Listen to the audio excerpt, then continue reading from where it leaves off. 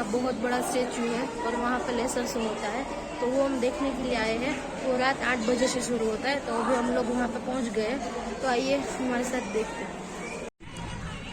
तो हम लोगों को टिकट मिल चुकी है और हमारी एंट्री हो चुकी है और हम लोग एंट्री करके अंदर आ गए हैं। अभी आगे व्लॉग में दिखाएगी कि अंदर क्या क्या है, कैसा लेजर शो है, सब कुछ दिखाएंगे।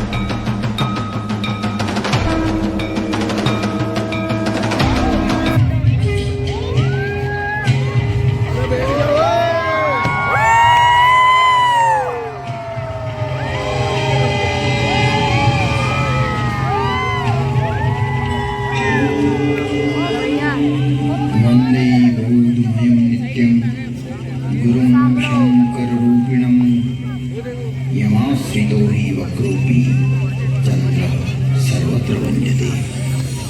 भवानि शङ्करो वन्दे श्रद्धा विश्वासरूपिणो याभ्यां विना न पश्यन्ति सिद्धः स्वामिनः स्थलेश्वरः। त्वं त्रिभुवन गुरुवेद बखाना आन जीव पावर राजाना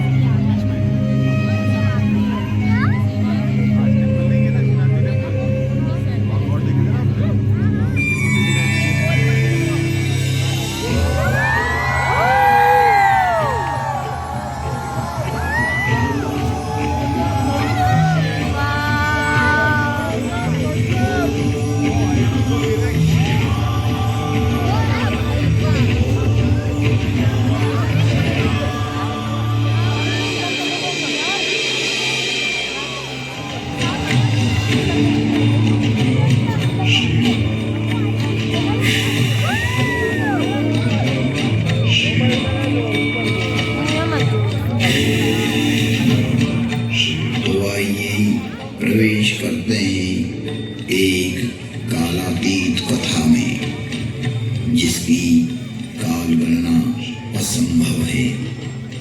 घटना युगों पहले की है कि जब अनेक अंतरिक्षों में अनेक ग्रहों पर उद्भव, पालन और संहार हो रहा था। अर्थात कई सारी सृष्टियों का प्रादुर्भाव और विलय हो रहा था। कई वहाँ की सभ्यताएं विकसित हो रही थी तो कोई नष्ट हो रही थी, और वर्तमान में भी यही क्रम अनंत कालों से चल रहा है और अनंत कल्प कल्पांतरों तक चलता ही रहेगा। यह अंतहीन क्रम है, परंतु यह घटना इस पृथ्वी नामक ग्रह की है कि जब यहाँ सब उपनिषद था, समस्त पृथ्वी जल आप्लावित थी, तभी भगवान विष्णु ने वराह रूप धारण कर पृथ्वी के कुछ भाग को जल से बाहर निकाला। पृथ्वी पर जीव पनपने लगा और एक बड़ी काल गणना के बाद यहाँ मानव पैदा हुआ, किंतु उसे किसी प्रकार का बोध नहीं था, किसी भी प्रकार की अभिव्यक्ति की समझ नहीं थी। ना तो उस समय शब्द था, ना कोई वर्णाक्षर। चराचर जीव जगत अपने अपने समूह में एक मूक दृष्टि से एक दूसरे को निहारते थे, लेकिन कुछ भी अभिव्यक्ति नहीं कर सकते थे। चारों तरफ इस पृथ्वी पर सन्नाटा ही सन्नाटा था। प्राकृतिक स्वरों ध्वनियों के अतिरिक्त यह पृथ्वी निशब्द थी। ऐसे कई युग बीत गए कि अचानक ब्रह्मा को विचार आया कि पृथ्वी का निर्माण हो चुका है। विष्णु ने अपनी व्यवस्था भी व्यापित कर दी है, लेकिन शब्द की उत्पत्ति कौन करेगा? बिना वाणी अभिव्यक्ति कैसे हो पाएगी?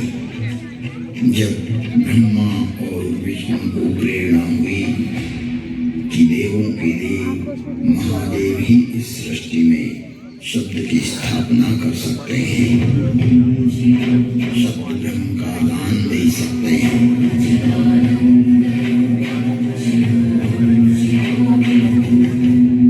परंतु शिव का समय अधिकतर समाधि में ही व्यतीत होता था। जगत में वेद की स्थापना के लिए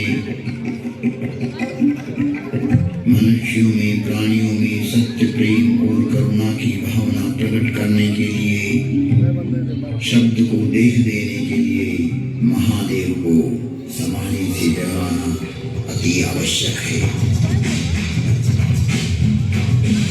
जब ब्रह्मा, विष्णु और सारे देवताओं ने महर्षि पाणिनि को प्रेरणा की कि वो महादेव को प्रसन्न कर जगत में शब्द प्रकट करने की प्रार्थना करें,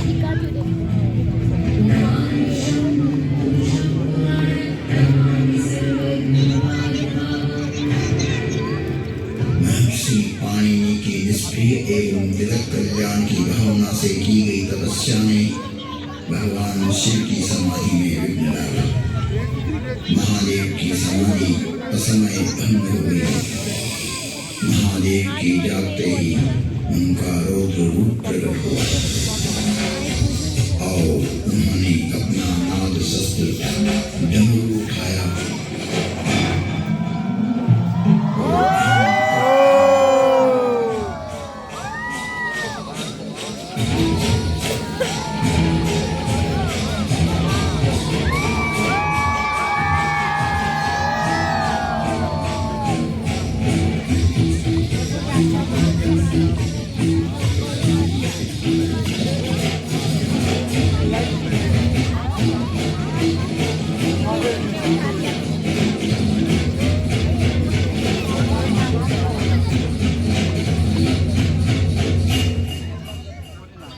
इतना भयंकर तांडव किया कि पृथ्वी हिलने लगी, आकाश में बिजलियां कौंधने लगी। पृथ्वी को हिलते देख ब्रह्मा ने सोचा कहीं प्रलय की वेला तो नहीं आ गई। चारों तरफ समुद्र में उफान आ रहा था। हवाएं चक्रवात का रूप लेकर आकाश की ओर बढ़ रही थी। पूरी पृथ्वी अपनी दूरी पर ऐसे डोलने लगी मानो पृथ्वी समुद्र पर तैर रही हो। तब महादेव ने अपना डमरू बजाया और असमय समाधि में हुए विघ्न के कारण तांडव करते हुए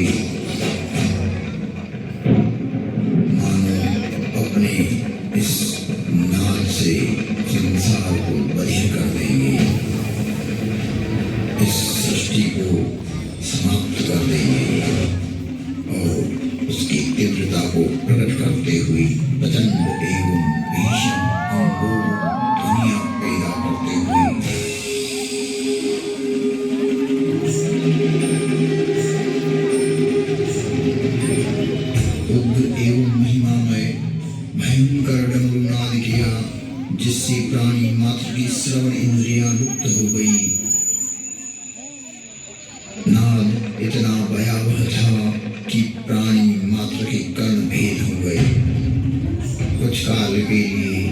वह स्थिति बन गई।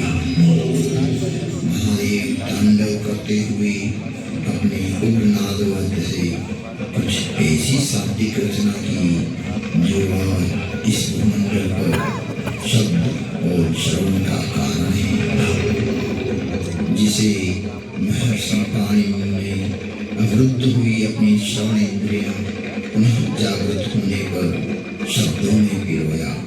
जगत कल्याण के लिए महादेव की प्रेरणा से नादवाद्य से निकली हुई ध्वनियां जो आज इस संसार में व्याप्त है। इस भूमंडल पर कोई भी व्यक्ति किसी भी भाषा में अपनी अभिव्यक्ति करता हो, उसका उद्गम स्रोत महादेव का डमरू ही है। और वो डमरू इस प्रकार बोला, ऐं ऋ ऋ ऐं ऐऔ हयवरट् लम् यमगणनं जभय गर्दश जब गर्दश खपचटत चटत कपय शशशर हल।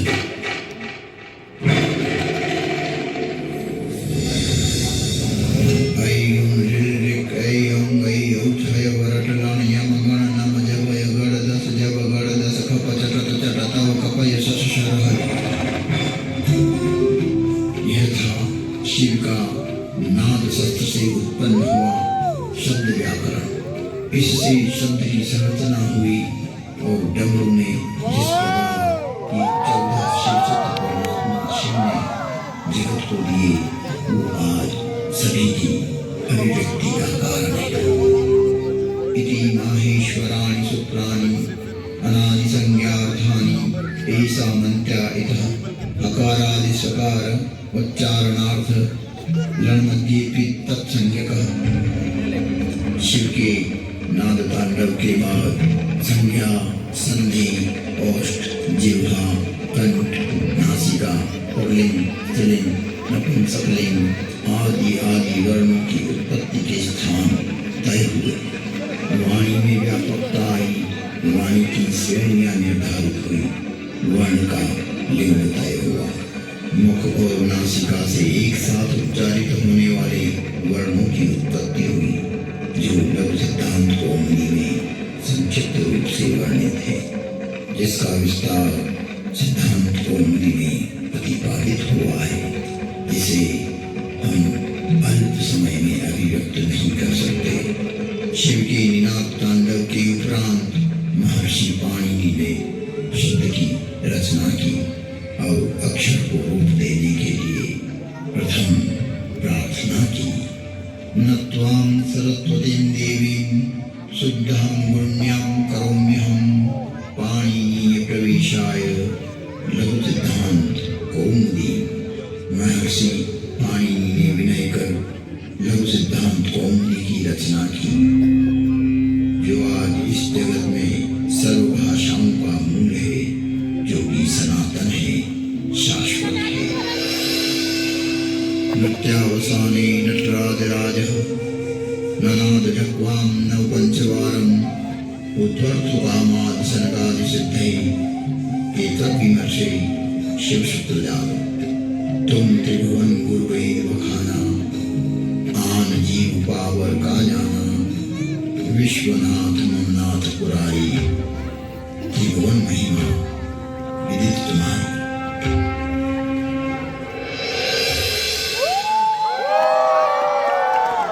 तो महादेव के अच्छे से दर्शन हो चुके हैं और लेजर शो भी बढ़िया हो चुका है। अभी हम जा रहे हैं आगे, क्या क्या म्यूजियम है, क्या क्या देखने लायक चीज़ है, वो सब हम आगे व्लॉग में दिखाएंगे। तो सारे बोलो हर हर महादेव। तो हम आ चुके हैं शिव जी के चरणारविंद में चरणा वंदन करने के लिए। आप देख सकते हो कि यहाँ से शिव जी के पैर कितने बड़े दिख रहे हैं, कितने उसके नाखून कितने बड़े दिख रहे हैं। देखिए यहाँ से पूरा स्टेच्यू आपको दिखेगा भी नहीं।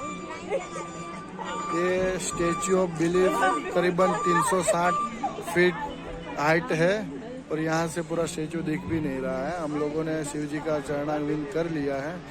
और मैं एडिशनल एक बात बताना चाहता हूँ कि मेरी वाइफ को हाइट से बहुत प्रॉब्लम है, लेकिन मेरे साथ आई तो अभी उसकी हाइट का फियर काफ़ी कम हो गया है।